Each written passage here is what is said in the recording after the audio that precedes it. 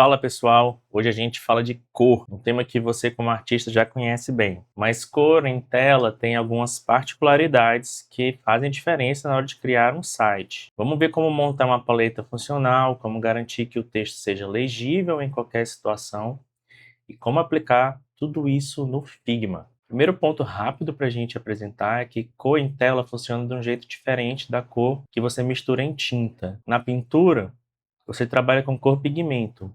Mistura as cores e elas ficam mais escuras. É o modelo subtrativo. Na tela você trabalha com cor luz. O modelo é aditivo. Vermelho, verde e azul misturados formam branco. Por isso a sigla RGB, que é de Red, Green and Blue. Na prática, para o design de sites, significa que você vai identificar as cores por códigos que fazem referência à quantidade de vermelho, azul e verde que você está incluindo.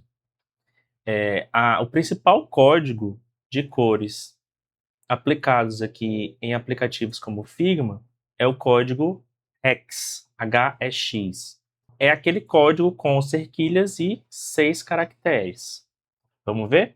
Vocês podem ver que quando a gente adiciona preenchimento a esse quadrado, ele identifica essa cor vermelha com esse código ED1A1A. Então era como eu falei para vocês, 6 caracteres depois de uma cerquilha. E aí o que importa é que esses 2 caracteres iniciais se referem à quantidade de vermelho, esses 2 à quantidade de verde e esses 2 à quantidade de azul. Na verdade, você não precisa nem tentar entender tanto esses códigos. O que importa é que vocês entendam que se vocês forem criar as paletas de cores de vocês, provavelmente vocês vão ter que lidar com esse tipo de nomenclatura para as cores. Num site como esse, o Coolors, você consegue criar uma série de paletas de cores.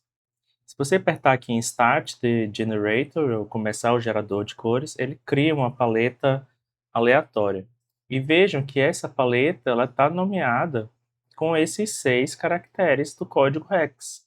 Então eu posso, por exemplo, copiar o HEX referente a essa cor, trazer aqui para o Figma com Ctrl V, colar a cor nova. Um site muito interessante para a gente trabalhar com harmonia de cores é o color.adobe.com.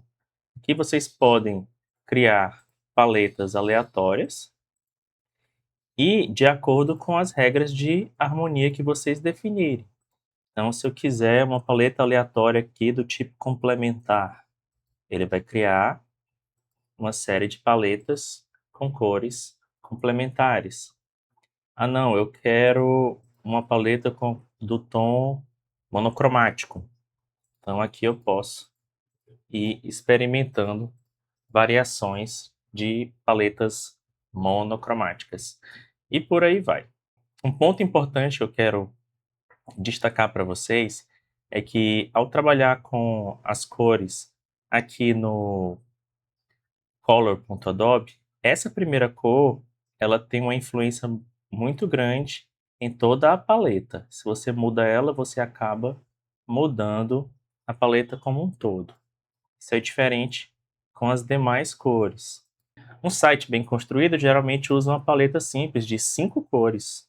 Não precisa mais do que isso para ter consistência visual, né?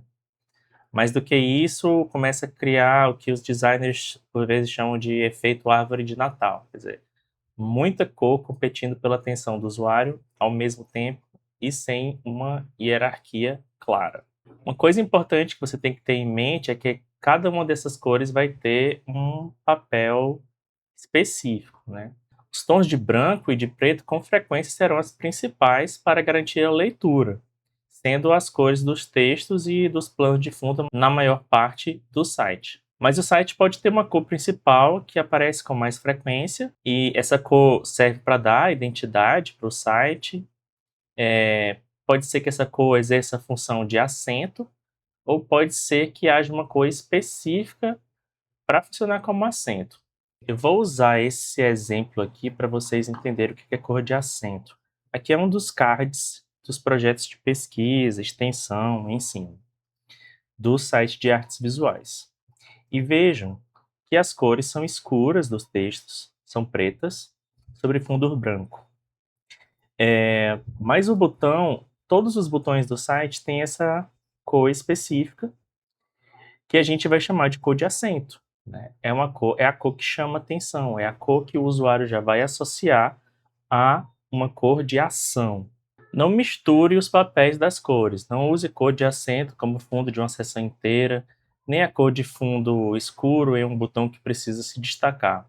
Cada cor vai carregar uma expectativa visual para o usuário. Manter a consistência é o que faz o design parecer mais profissional.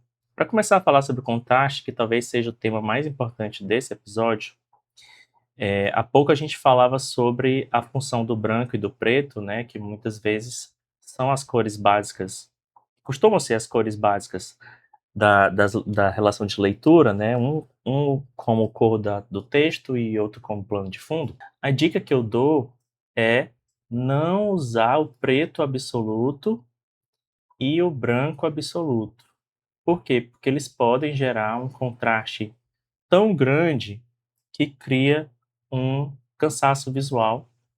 Também em função da gente estar lidando com telas que são de luz, né, pessoal? Então, você está lendo no computador ou no celular, essa luz pode se tornar muito cansativa se ela for muito intensa. A gente pode dar uma reduzida nesse contraste, por exemplo, trabalhando com um off-white no plano de fundo ou mesmo na cor do texto. E o preto, que não seja exatamente o preto, mas pode ser um cinza escuro, bem escuro, no plano de fundo ou no texto. Eu dizia que o contraste é o tema mais importante desse episódio, né? Isso porque não importa o quanto a sua paleta de cor seja bonita. Se o texto não tiver contraste suficiente com o fundo, ele não vai ser lido. E pior, vai excluir pessoas com baixa acuidade visual ou daltonismo. Para a gente trabalhar com cores e garantir que a gente está utilizando um contraste profissional e que permita realmente uma leitura, o Adobe Color tem uma função muito interessante, que é o Contrast Checker. É esse ícone aqui. Para o nosso site, eu comecei com essa ideia de trabalhar com essa paleta de cores monocromática. Vamos passar ela para o Adobe Color para a gente fazer um estudo de contraste. Pronto, eu adicionei as cores aqui no Adobe Colors e agora eu posso clicar aqui Contrast Checker. Ele abre então esse site. O legal desse site é que ele se baseia em uma regra, em um padrão chamado WCAG 2.1. Esse padrão tem dois níveis de cobrança, o AA e o AAA. Se você clica aqui, ó, comparar a paleta inteira, ele mostra para gente exclusivamente aquela relação entre cores da nossa paleta que garantem um bom contraste. Então, todas essas combinações que estão mostrando aqui, elas seguem o padrão AA de qualidade de contraste. Eu posso ser ainda mais rígido e colocar o AAA. E sobram só essas combinações de cores com o devido contraste. E vejam, esse é o devido contraste no caso dos títulos dos textos largos, né? Se eu tiver um texto mais fino, então só sobram essas combinações de cores com um devido contraste segundo a WCAG AAA.